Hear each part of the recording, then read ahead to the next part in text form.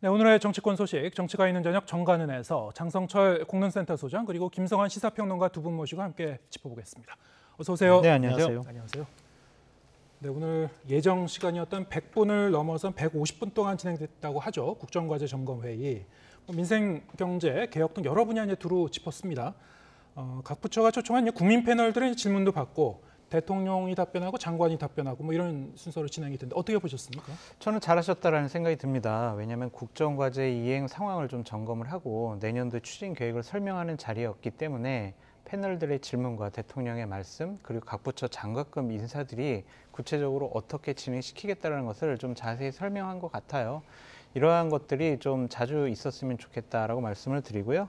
기본적으로 오늘은 경제와 민생, 지방시대 비전과 전략, 그리고 3대 개혁과제 이런 것 관련해서 세 챕터로 나눠서 말씀을 하셨는데 일단은 100분을 넘겨서 150분, 50분을 더 연장해서 얘기한 거 보면 대통령께서도 좀 하실 말씀이 많지 않았냐라는 좀 생각이 들고요.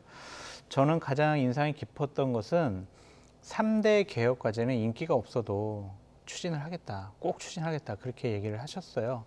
그 부분만큼은 꼭 진행이 됐으면 좋겠다라는 생각이 듭니다. 문재인 정권 하에서 진행되지 않았던 연금개혁이라든지 건강보험개혁이라든지 노동개혁 이런 것들은 대한민국이 지속 가능하려면 분명히 개혁돼야 될 부분이거든요. 이런 것들은 인기가 없고 내년 총선을 앞두고 집권여당에게 불리하겠지? 그래서 이거 나중에 해야지 이렇게 생각하지 말고 내년부터라도 차근차근 준비해서 진행했으면 좋겠다라고 좀 생각이 들고 하나 오게티가 있었어요. 뭡니까? 예. 이상민 장관을 챙기는 듯한 모습은 네. 저는 상당히 좀 오게티였어요. 이상민 장관, 행안부 장관 나오셨나? 그리고 행안부 장관이 여러 사안들에 대해서 계속 얘기를 하더라고요. 과연 그것이 좀 적절했을까? 좀 논란이 되고 있는 장관 아니겠습니까? 그럼 좀 그 자리에는 참석을 안 시키는 것이 좋지 않았을까라고 생각해 봅니다. 예, 알겠습니다. 말씀하신 대로 이 3대 개혁에 대해서 윤 대통령이 계속 이제 드라이브를 거는 듯한 그런 발언을 최근 들어서 하고 있고, 되게 보건 분야, 건강보험 개혁도 이제 분명히 강조를 하고 있고, 오늘도 이제 그런 부분에 이제 방점을 둔 내용이 있었습니다. 어떻게 보셨습니까? 일단 좀 긍정적으로 평가할 부분들도 저는 있다고 생각하는데요. 네. 장 소장께서 말씀하셨던 것처럼 그동안 윤석열 정부 출범 이후에 미래가 전혀 보이지 않는다 이런 얘기들을 많이 했거든요. 어찌 됐든 간에 그 내용에 대해서는 여러 비판들이 있을 수 있겠지만 크게 세 가지 개혁 과제를 던지기 시작했다. 윤석열 대통령이 그리는 미래가 뭔지를 일단 보여주기 시작했다. 이런 점에 대해서는 좀 불안함을 느꼈던 분들한테는 좀 안정감을 줄 수 있었을 것이다 이렇게 생각하고요. 또 저는 윤석열 대통령의 태도나 발언하는 모습들을 계속 유심히 봤는데요. 좀 자신감이 좀 붙은 모습처럼 보여서 아마 지지자들 입장에서는 또 그것도 또한 긍정적인 요인으로 작용할 수도 있겠다 이렇게 생각되고요. 그리고 지난번에 비상경제 민생회의 할 때 그때는 뭔가 좀 어설프고 당시에 또 윤석열 대통령이 쇼하지 말자 이런 얘기를 많이 했었잖아요. 근데 쇼도 좀 필요할 때는 필요한 거거든요. 그러니까 오늘은 이제 그런 기존의 태도하고 좀 달리 장관들이 PT도 좀 직접 하고 거기에 대해서 또 질의도 받고 이런 방식으로 가져나가면서 좀 안정감 있는 대통령의 모습이 좀 부각되는 그런 기회였다 이렇게 생각하고요. 반대로 부정적인 평가 요인으로 말씀드리자면 잘 짜여진 한편의 드라마를 보는 느낌이었다. 그러니까 하고 싶은 얘기, 듣고 싶은 얘기만 하는 자리였다 이렇게 생각이 돼요. 그러니까 물론 대통령실에서는 아니라고 부정할 수는 있겠지만 오히려 다음번에 질문할 국민이 미리 손든다거나 이런 모습들이 중간에 노출이 되는 걸 보면서 미리 다 사실은 어떤 질의가 오고 가는지 누가 질문을 해야 되는지까지 정교하게 짜맞춘 그런 이제 질의응답이 오고 갔다. 그런 것들이 좀 티가 났다는 측면에서는 좀 부정적으로 평가할 요인이 아닐까 싶습니다. 네. 지금 말씀하신 대로 이제 역대 정권에서도 이 자신감 있게 착수하지 못했었던 그런 여러 가지 이제 개혁의 과제들이 산적해 있는데 노동연금 교육 3대 개혁뿐만이 아니고 이제 건강보험 개혁까지 좀 여러 분야에 걸쳐서 지금 하겠다고 선언을 한 상태입니다. 물론 이제 대통령 중심제에서는 5년 임기라고 하면은 보통 한 2년차, 3년차, 4년차 정도 한 2, 3년 정도가 이제 집중적으로 일을 하는 그런 시기라고 하고 그래서 아마 시동을 거는 것 같기도 한데 문제는 이제 내용 아니겠습니까? 각 계층 그리고 자기들 입장에 따라 갖고 이해가 아주 첨예하게 엇갈릴 수밖에 없는 그런 사안들인데 이게 과연 좀 지지세도 좀 안고 가고 좀 힘있게 추진할 수 있는 그런 기반이 있을까요? 어떻게 보십니까? 밀어붙이려고 하면 안 될 것 같아요. 네. 우리가 생각하고 판단하고 내가 뭐 용역을 줬던 연구원에서 했던 발표 그대로 진행하겠다 이런 식의 입장은 옳지가 않아요. 근데 최근 들어서 보면은 이제 화물연대 파업이 종료되면서 거기에서 이제 윤 대통령이나 정부가 좀 자신감을 얻어서 드라이브를 거는 듯한 모양새가 있기 때문에 네. 드리는 말씀입니다. 그러니까 그렇게 막 밀어붙이기식 끌려다니지 않겠다, 상대를 굴복시키겠다, 우리가 하는 개혁의 논리가 옳다 그렇게만 생각하면 안 돼요. 네. 왜냐하면 이 개혁할 때 상대가 있잖아요. 노동개혁 하려면 노조가 있고요. 죄송합니다. 그리고 건강보험 개혁하려고 해도 여러 상대가 있고 또한 국민들을 상대로 해야 되는 것이기 때문에 이 부분만큼은 충분히 사회적 대타협위원회 같은 것을 구성을 해서 좀 모든 분들이 자신들이 하고 싶은 얘기 다 하고 그런 것들을 용광로처럼 녹여내는 형식으로 해야지 말 안 들을 거야? 우리 하는 게 옳아. 이런 식으로는 절대로 안 될 것 같고요. 제일 첫 번째 조건은 야당과 대화해야 돼요. 노동개혁하고 건강보험 개혁하고 연금, 교육개혁 하려면 법을 바꿔야 되잖아요. 야당이 협조 안 해주면은 개혁할 수가 없습니다. 그래서 제발 부탁드리는데 2023년도 1월 달부터는 야당과 좀 대화하셔가지고 이 개혁에 동참할 수 있는 그런 분위기를 좀 만들어 주셨으면 좋겠다. 혼자 독불장군처럼 막 밀어붙이기식으로 하면요.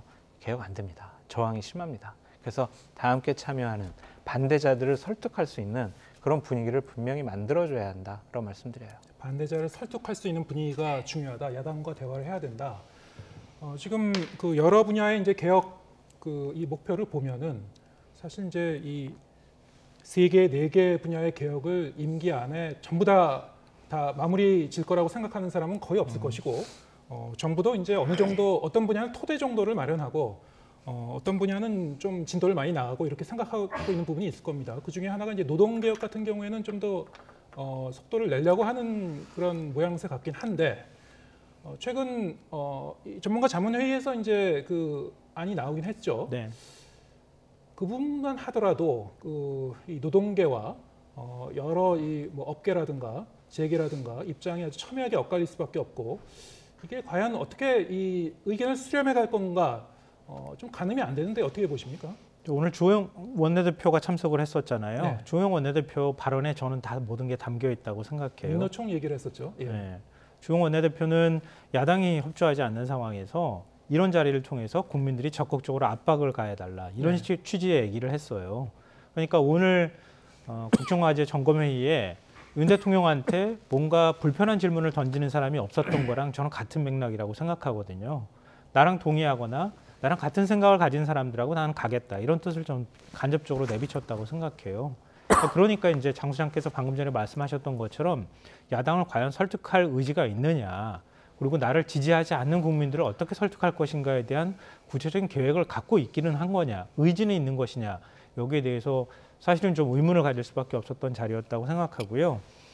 그리고 미래노동시장연구회에서 발표한 내용하고 오늘 윤 대통령이 발언한 내용하고 보면요, 두 가지가 저는 맞지도 않다고 생각해요. 왜냐하면 오늘 4가지 화두를 던졌어요. 그러니까 노동시장 유연화, 주로 이제 노동시간과 관련되는 문제인 것 같고요. 네. 그다음에 공정, 이건 이제 노사가 대등하게 협상을 할 수 있도록 하겠다. 그리고 안정, 노조가 파업에만 몰두하지 않도록 하겠다. 그리고 난 다음에 안전, 안전은 산업 안전과 관련되는 부분, 이렇게 4가지를 얘기했는데요. 미래노동시장연구회에서 얘기한 거는 여기하고 전혀 배치가 안 되는 문제인 것 같아요. 예. 그러니까 노동 시간의 유연화 뭐 얘기할 수 있다고 보거든요. 뭐 흔히들 비유하는 것처럼 아이스크림 공장 여름에는 많이 열심히 일해야 되고 겨울엔 놀잖아요. 이렇게 네. 표현하고 있는데요. 지금도 그건 불가능한 건 아니거든요. 그런데 그 동안에 뭐 우리가 걸어왔던 길도 그렇고 선진국도 그렇고 노동 시간을 단축하는 형태로 계속 왔단 말이에요. 다시 또 노동 시간을 늘리는 방향으로 거꾸로 가겠다는 얘기거든요. 과연 이게 맞는 것이냐? 그러니까 노동 임금의 어떤 그 임금을 적당한 임금 아니면은 충분한 임금을 통해서 보상하는 문제, 이거하고 노동 생산성을 올리는 문제, 이런 것들이 다 연결이 돼 있단 말이에요. 근데 우리는 언제까지 후진국형으로 길게 일하고 그리고 난 다음에 그 길게 일하는 걸 통해서 생산성을 보존하는 이런 형태로 가는 이런 방향으로 가야 될 것인가 여기에 대해서도 좀 의문이 있고요. 공정은 많은 분들이 화물연대 파업 정부가 대응하는 걸 보면서 결코 공정하지 않을 것이다라고 생각하실 거예요. 안정도 역시 마찬가지입니다. 그러니까 노조가 우리나라 노조는 다 파업만 하는 노조는 아니거든요. 제가 볼 때. 그러면 생존권을 위해서 노조가 왜 파업하고 있는가에 대한 상대를 인정하고 대화하려고 하는 노력을 해야 되는데 그런 의지 제가 볼 때는 없어 보이거든요. 그리고 산재 문제, 안전에 관한 문제는요. 이건 중대재해처벌법 얘기로 이미 다 저는 드러났다고 생각해요. 셀프 점검하면 기업주 처벌하지 않겠다고 이미 공언을 하고 있지 않습니까? 그럼 도대체 안전을 위해서 뭘 하겠다는 건지 잘 모르겠어요. 그리고 굉장히 중요한 게 하나가 빠져 있는데요. 이런 노동시장을 개혁하는 데 있어서 만약에 회사에 들어가서 자유롭게 회사에 들어가고 퇴사하는 것들이 쉽게 이루어질 수 있고 성과급제로 바뀌는 거 뭐 이런 것들이 가능하다 하더라도 결국은 사회 안전망이 잘 뒷받침이 돼줘야 가능한 일인데 그런 부분에 대해서도 언급이 전혀 없거든요. 그러니까 노동시장연구회에서 발표한 내용하고 오늘 윤 대통령하고 고용부 장관이 얘기했던 거하고도 맞지 않을 뿐더러 그리고 그동안에 몸으로 실제로 보여준 모습들하고 지금 지향하겠다고 하는 아름다운 그림을 그려서 얘기하는 것하고도 맞지 않다. 그러니까 결국은 지향하는 바가 뭔지에 대해서 저는 좀 이해가 안 되고 헷갈리는 측면이 있었습니다. 오늘은 저 원론적인 얘기만 하신 거로 보여지고요. 일단은 그림으로 보자면은 스케치하는 정도다라고 말씀드릴 수밖에 없어요. 앞으로 그림에 색깔을 입히고 어떤 작품을 만들어내는 것은 대통령 혼자 못합니다. 각 그 이익단체라든지 아니면은 야당이라든지 시민단체라든지 다 대타협을 해야 돼요. 그런 점에서 오늘 세부적인 사항을 꼬치꼬치 다 말씀하시는 것은 다른 쪽의 반발과 거부감을 드러낼 수가 있다. 그래서 오늘은 밑그림, 설계도, 스케치 요 정도로만 이해하시는 게 좋지 않을까 생각이 듭니다. 네. 역시 이제 대화와 타협, 개혁을 해나가자면 이제 반대하는 사람들도 적지 않을 것이고 네. 그분들을 어떻게 포용하면서 통합해 나갈 것인가가 굉장히 큰 숙제가 될 텐데 설득해야죠. 앞으로 좀 지켜봐야 될 것 같고요. 네. 오늘 이제 윤 대통령이 주재하는 회의가 생중계된 게 지난 10월에 비상민생경제회의에 이어서 두 번째였습니다. 그렇죠. 이전에 이제 매일 출근길에 하던 그 약식 회견이 이제 중단된 상태라 네. 앞으로는 이렇게 이 정부가 좀 기획해서 대통령의 이제 견해를 밝히거나 어떤 초청한 패널과 이 대화를 나누는 이런 형식으로 좀 가게 될 건가요? 어떻게 좀 이렇게 방향을 잡는다고 보십니까? 저는 그 아침에 했던 약식 기자회견도 네. 좀 준비해서 하셨으면 좋겠다는 생각이 들고 이렇게 비상경제민생회의라든지 아니면 국정과제 점검회의라든지 이렇게 나라의 큰 틀을 잡아가는 저러한 형식적인 회의도 계속 국민들 앞에 하셨으면 좋겠어요. 그래야 국민들이 대통령이 여러 가지 상황을 챙기고 있구나, 잘 알고 있구나, 현안에 대해서 장악을 하고 있구나, 네. 우리 좀 안심이 된다 그런 생각을 가지실 거거든요. 저런 방식이 효과적이라고 보십니까? 그럼요. 어쨌든 여러 가지 얼개가 나왔잖아요. 예. 어떻게 120가지의 국정과제에 대해서 대통령의 생각과 정부가 어떻게 진행할 것이라는 대략적인 설계도만 국민들에게 보여줘도 일단은 안심하고 한번 믿어볼까 그렇게 생각하실 거예요. 김성환 평론가님이 항상 비판하셨잖아요. 이 정부 도대체 비전이 안 보인다. 국정과제가 뭔지 모르겠다라고 비판하셨는데 그 얘기를 대통령실에서 들었는지 이러한 행사를 마련한 것 같거든요. 그러니까 이러한 행사는 오늘 뭐 내년도 상반기 때 한 번 더 하겠다라고 말씀하셨던 것처럼 좀 너무 자주는 아니지만 분기에 한 번씩이라도 이렇게 국민과 직접 국정과제를 설명하는 자리는 있었으면 좋겠다라고 말씀드립니다. 네. 제가 질문드렸었던 거는 역시 이제 약식 회견과 이러한 방식의 이 국민과의 대화랄까, 국정과제 점검 회의랄까 이런 그 소통 방식을 이제 좋겠어요. 병행할 것인지 네. 병행할 것이라고 보시는 거고. 지금 상황 보면 이제 약식 기자회견 같은 경우는 다시 재개할 기미가 보이지 않고요.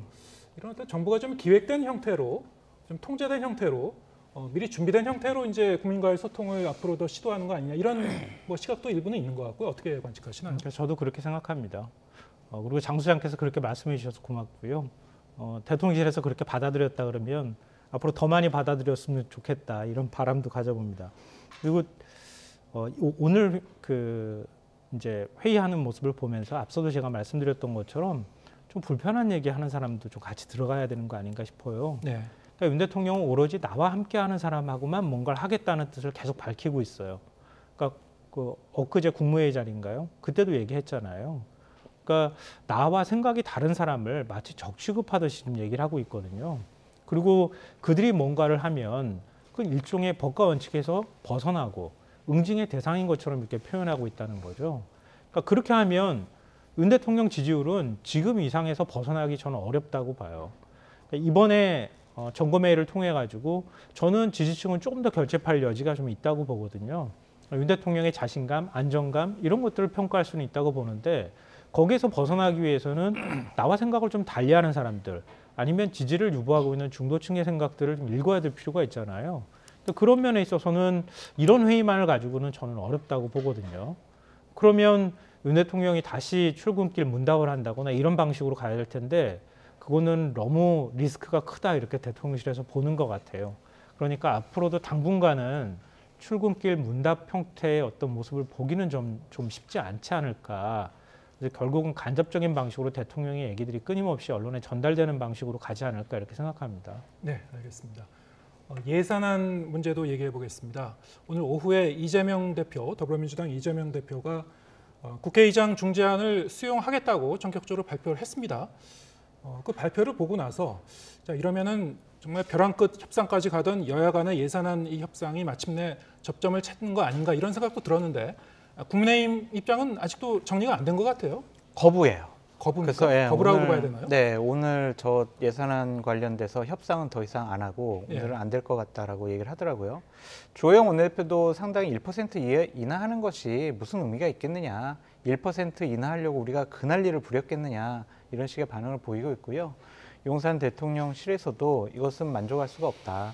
3% 인하안을 좀 완고하게 고집하고 있다라고 볼 수밖에 없습니다. 그래서 예산안은 오늘 처리가 안 될 것 같고요.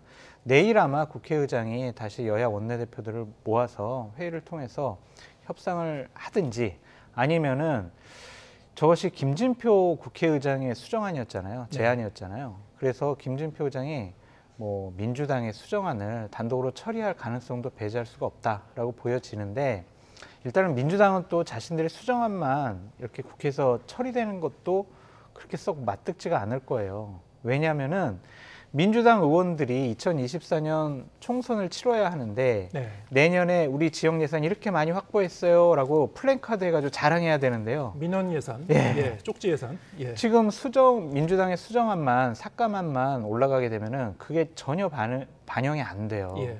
그렇다면 민주당도 어쨌든 자신들의 예산을 담기 위해서 주호영 원내대표랑 계속 협상, 회의 그걸 통해서 좀 계속 자신들의 안도 고집할 것 같습니다. 네. 사실 엄밀히 얘기하면은 15일 오늘이 국회의장이 제시한 시한이었기 때문에 네. 김진표 국회의장 입장에서는 그럼 오늘까지 협상이 마무리가 안 됐으니까 야당의 단독 수정안이라도 그냥 상정해서 처리해버리면 되는 겁니다, 사실은. 근데 과연 의장이 그렇게 하겠느냐 이건 이제 별 문제이긴 합니다만 지금 말씀하신 대로 이제 여당은 여당대로 이제 부담이 될 것이고 민주당은 아무래도 지역 의석수가 훨씬 많으니까요. 지금 말씀하신 그 지역 예산 전혀 이제 반영이 안 되는 부분 상당히 좀 불이익이라고 생각할 수도 있는데 어떻게 전망하시는지요? 장 시장께서 그동안에 여러 차례 강조하셨잖아요. 뒤에서는 다 협상하고 있어요. 예. 회의 테이블에서는 이런저런 얘기 다 합니다. 이렇게 얘기하는데요. 굳이 그런 관점으로 얘기를 하자면 그러니까 법인세는 윤 대통령이 계속 강조했던 바가 있는 거고 또 국민의힘에서도 그거는 안 된다 이렇게 얘기를 하고 있잖아요. 그럼 국회의장하고 민주당이 통과하게 두는 거죠.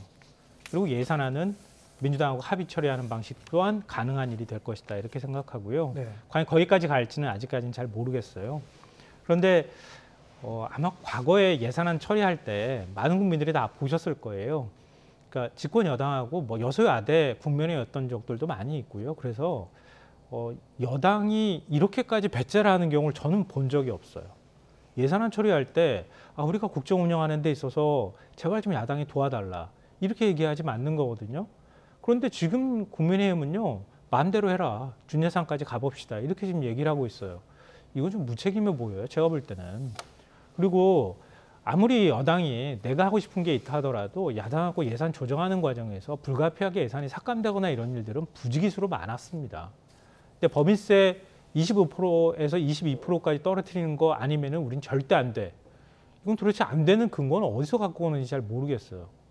그러니까 그러면 국회의장이 2번이나 중재안 내서 이번에 중재안이라고 또 24% 정도로 합시다 이렇게 얘기를 했는데 그 국민의힘이 우리는 못 받겠다 이렇게 얘기하는 것도 그 태도상 맞는 건가 이런 생각이 들고요. 그러니까 국민의힘 입장에서는 결국 비난받지 않으면서 이기는 선택을 하려면은 민주당하고 국회의장이 24% 안에서 법안 통과시키고 그리고 나머지는 어찌됐든 양보하는 모양새를 취하면서 예산안을 처리하는 거를 선택할 가능성이 좀 있다고 생각합니다. 아직도 여지는 남아 있다고 이제 보시는군요. 그렇죠. 장설철 소장님께서는 이미 반대한 거라고 이제 해석을 하셨는데 사실 정부 입장에서는 그리고 여당 입장에서는 민주당이 지금 얘기하고 있는 삭감 수정안, 만약 삭감 수정안을 단독으로 통과시킬 경우에 그게 이제 큰일 날 일이냐? 뭐 그건 그런 대로 이제 이 직시를 하고 나중에 추가 경정 예산으로 그렇죠. 해결하면 된다 이렇게 생각하는 겁니까? 맞습니다. 그렇게도 생각할 수 있고요. 민주당이 자신들의 자체 수정안을 통과 못 시킬 것이다. 라는 그런 자신감이 있어 보이고 방금 전에 앵커께서 말씀하신 것처럼 수정안 처리돼도 내년에 어차피 민주당이 먼저 우리 추경하자. 우리 지역 예산 담아야 되니까 추경합시다. 그때 그렇게 될 가능성이 있어요. 근데 법인세 이 문제는 예산안 본안이라기보다는 예산안 부수 법률안이잖아요. 그러니까 이 부수 법률안을 어떻게 처리하느냐에 따라서 이번에 합의 처리가 되느냐 그렇지 못하느냐 이렇게 우리가 판단해 볼 수가 있는데 제가 예측하기로는요. 민주당이 조금 더 양보를 하고 아마 국민의힘도 좀 받아들여서 예산안은 결국에는 합의 처리할 수밖에 없다. 그렇게 좀 전망해 봅니다. 알겠습니다. 오늘 이제 민주당이 이제 절충안을 받아들인다고 했는데 또 국민의힘이 지금 아니라고 해서요. 왜냐하면 이게요. 대통령께서 이 법인세 22%로 인하하는 거를 꼭 이번에 통과시키라고 공개적으로 요구를 했어요. 일종의 가이드라인으로 작용을 하는 건가요? 그러니까 주호영 원내대표는 이걸 뒤로 물러설 수가 없는 거죠. 근데 뭐 그 얘기는 말씀드려야 될 것 같은데요. 오늘 점검회의 때 원내대표하고 정책위 의장이 거기가 있었어요. 다급했으면은 국정과제 점검회의에 주호영 원내대표도 가 있었죠. 그러니까 다급했으면 국회에 있어야 되는 거 아닙니까? 그러니까 이게 제가 말씀드렸던 것처럼 맘대로 해봐라 뭐 이런 식의 태도하고 관련이 있는 것 같고요. 결국은 민주당에서 중재안을 내세웠지만 바로 받아버리면 사실 모양이 빠지잖아요.